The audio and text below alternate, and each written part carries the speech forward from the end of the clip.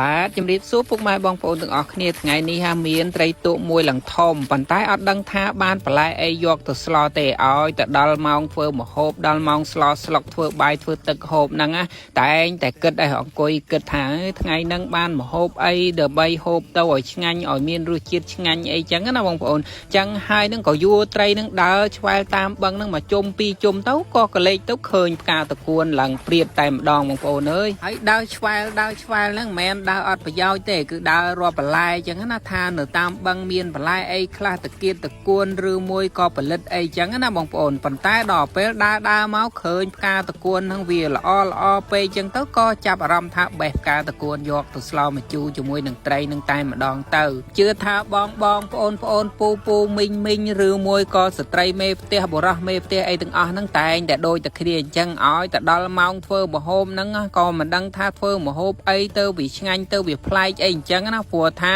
ហូបរាល់ថ្ងៃមួយថ្ងៃពីរ3ពេលឯណោះហើយអញ្ចឹងធ្វើម៉េចរកម្ហូបប្លែកយកមកធ្វើបានអញ្ចឹងណាអញ្ចឹងហើយឲ្យទៅដល់ម៉ោងធ្វើម្ហូបហ្នឹងតែងតែអង្គុយគិតថាគួរទៅធ្វើម្ហូបអីហូបដើម្បីឲ្យវាឆ្ងាញ់អញ្ចឹងណាព្រោះថាធ្លាប់ហូបរាល់ថ្ងៃហើយដឹងម្ហូបអីដែលឲ្យប្លែកឲ្យឆ្ងាញ់អញ្ចឹងចេះតែអង្គុយគិតហើយគិតទៀតរាំតែបានធ្វើម្ហូបហ្នឹងអង្គុយគិតរាប់ម៉ោងបងប្អូនហ្នឹងហើយមានបងប្អូនណាខ្លះដូចខ្ញុំបើខ្ញុំវិញណាអង្គុយគិតរាប់ម៉ោងទ្រាំតែនឹកឃើញមុខម្ហូបមុខតាមការធ្វើมันប្រហែលទេបងប្អូនធ្វើតាមមួយផ្លែតទេប៉ុណ្ណាតែអារនឹកមុខម្ហូបណាឲ្យប្លែកឲ្យអីចឹងណាវាយូរតែបងប្អូនយើងដែលអត់ធ្លាប់ស្លស្លុកគ្មានថ្ងៃយល់អារម្មណ៍មួយហ្នឹងទេមានតែអ្នកធ្លាប់ស្លស្លុកដាំបាយដាំទឹកហ្នឹងទេទៅយល់អារម្មណ៍មួយហ្នឹងនិយាយដល់រឿងហ្នឹងនឹកឃើញដល់បងប្អូនយើងមួយចំនួនដែលគាត់អត់តែងតែអត់ធ្លាប់ធ្វើម្ហូបធ្វើអីក៏មិនដឹងដែរឬមួយក៏គាត់ធ្លាប់ធ្វើដែរក៏មិនដឹងចឹងណាបងប្អូនគាត់តែងតែនិយាយថាអូយធ្វើ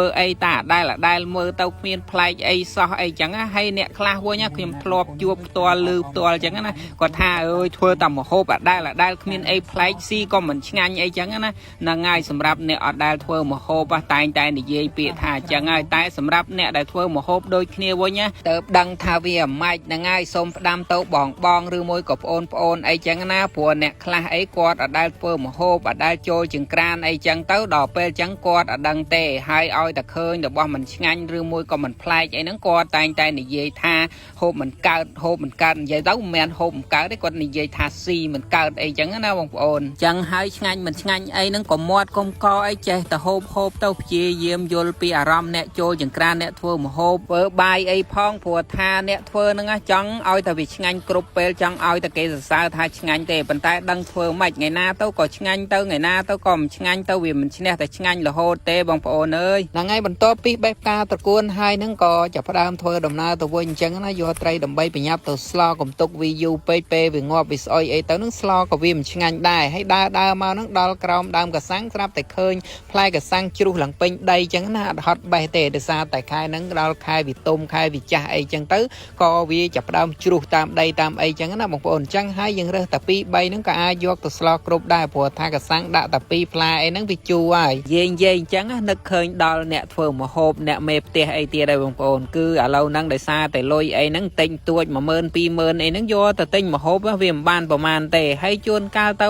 លុយតិចធ្វើម្ហូបទៅតាមលុយតិចអញ្ចឹងទៅហ្នឹងហើយបងប្អូនឥឡូវយើងមកមើលគ្រឿងផ្សំយើងព្រោះថាយើងបានផ្សំរួចរាល់ហើយគ្រឿងផ្សំយើងក៏មានច្រើនដែរព្រោះថាយើងស្លម្ជូរបែបខ្មែរអញ្ចឹងមានតែប្រហុកអំបិលប៊ីចេងស្ករអីចឹងទៅបងប្អូនហើយបន្ទាប់មកហ្នឹងយើងចាប់ផ្ដើមមកដាំទឹកទៅព្រោះថាយើងផ្សំគ្រឿងបានរួចរាល់អីចឹងណាថាសម្លម្ជូរខ្មែរយើងជាដំបូងបំផុតគឺយើងត្រូវដាំទឹកឲ្យពុះជាមុនសិនអញ្ចឹងចាំយើងជ្រុំប្រហុកជ្រុំអីចឹងណាហើយយើងក៏ចាប់ផ្ដើមមកកាប់ត្រីយើងហាន់ត្រីយើងចឹងណាក្បាលវាយើងពុះឲ្យវាល្អិតតិចទៅហើយសាច់វាខ្លួនវាហ្នឹងក៏យើងហាន់វាជាកង់បែបហ្នឹងទៅកុំឲ្យហាន់ស្ដើងពេកបើស្ដើងពេកនាំឲ្យវាបែកវាអីចឹងណាបងប្អូនហ្នឹងហើយបន្ទាប់ពីយើងកាត់វាជាកង់រួចហើយហ្នឹងទុកទៅមួយឡែកទៅក៏យើងមកពុះកសាំងយើងកសាំងគឺខ្ញុំយកតែ2ផ្លែទេដោយសារតែខ្ញុំធ្វើសម្លនេះតិចដែរចឹងណាបងប្អូនចឹងហើយមិនបាច់យកច្រើនពេកទេព្រោះថាតែ2ហ្នឹងគឺវាជូរល្មមហើយសាច់កសាំងនេះគឺនៅល្អបងប្អូនវាជ្រុះមែនប៉ុន្តែវាអត់ទុំទេគឺវាចាស់ល្អល្មមនឹងតែម្ដង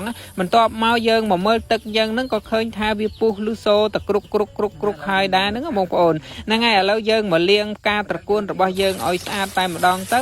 ការតកួននេះតាមពិតទៅយើងបាច់លៀងក៏បានដែរព្រោះថាផ្កាវាទៅតរិចថ្មីអញ្ចឹងវាអត់មានប្រឡាក់ដីប្រឡាក់អីទេប៉ុន្តែសំខាន់យើងដើម្បីសុខភាពយើងត្រូវលាងវាឲ្យស្អាតអញ្ចឹងណាហើយផ្កាឲ្យតែត្រូវទឹកវាខ្ទក់ខ្ទេចអញ្ចឹងហើយបងប្អូនអើយវាអត់ស្អាតសោះបើយើងកុំលាងទឹកទៅវាស្អាតអញ្ចឹងណាហើយវាជាប់ឡើងពណ៌ក្រហមពេញដើមពណ៌លឿងអីហ្នឹងគឺវាជាប់ទេវាអត់មានប្រឡាក់ដីប្រឡាក់អីទេផ្កាឲ្យតែយើងបេះទុកគឺវាជាប់ហើយតបមកហ្នឹងយើងក៏មកជ្រុំប្រហុកទៅពេលដែលទឹកយើងពុះហ្នឹងយើងជ្រុំប្រហុករួចរាល់ហើយយើងដាក់ត្រីយើងចូលតែម្ដងបងប្អូនហើយយើងដាក់អំបិលប៊ីចេងស្ករអីចូលទៅហើយប្រហុកយើងដាក់ហើយអញ្ចឹងយើងដាក់អំបិលហ្នឹងតាមបន្តិចបានហើយចាំពេលភ្លក់មើលអត់ល្មមចាំយើងដាក់អំបិលថែមទៀតអញ្ចឹងណាបងប្អូនព្រោះថាប្រហុកវាមានជាតិប្រៃហើយអញ្ចឹងហើយយើងដាក់ហើយរួចរាល់អីអស់ហ្នឹងក៏យើងដាក់ម្ជូរចូលឲ្យហើយទៅដើម្បីយើងងាយស្រួលឆាប់បានភ្លក់ទៅយើងដឹងថាវាជូរមិនជូរអីយើងអាចថែមបានទៀតអញ្ចឹងណាបងប្អូនគៀលកសាំងនឹងដាក់មកហើយមិញហ្នឹងខ្ញុំពុះកសាំងនឹង2ប៉ុន្តែខ្ញុំដាក់មួយចំហៀងសិនអញ្ចឹងណាក្រែងដល់វាជូរជ្រុលអីចឹងទៅព្រោះថាសម្លយើងក៏វាមិនច្រើន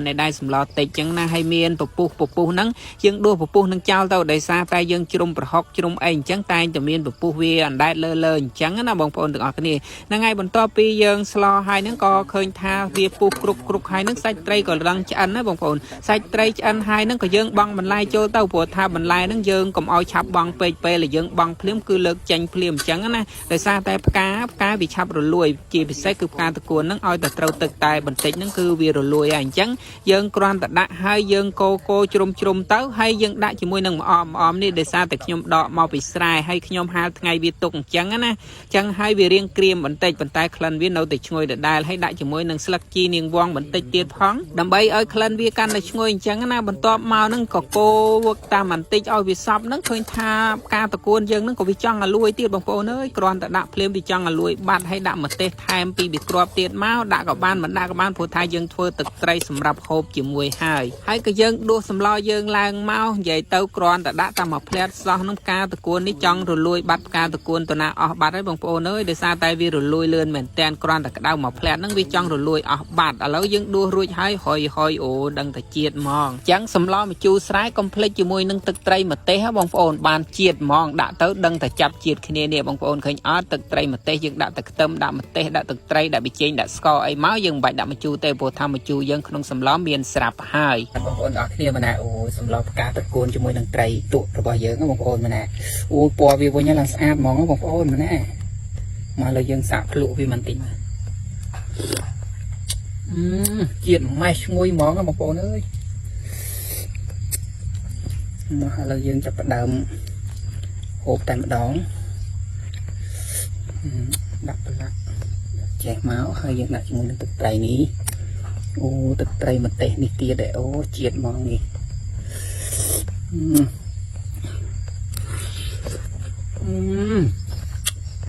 ជាតិហ្មង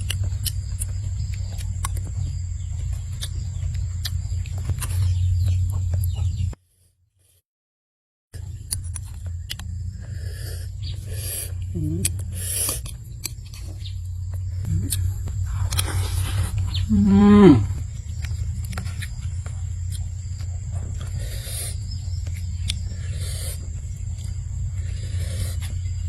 ារតកួននេះឆ្ងាញ់ណាស់បងប្អូនអើយមកដាក់ម្ទេសហើយចឹងអូឆ្ងាញ់ណាស់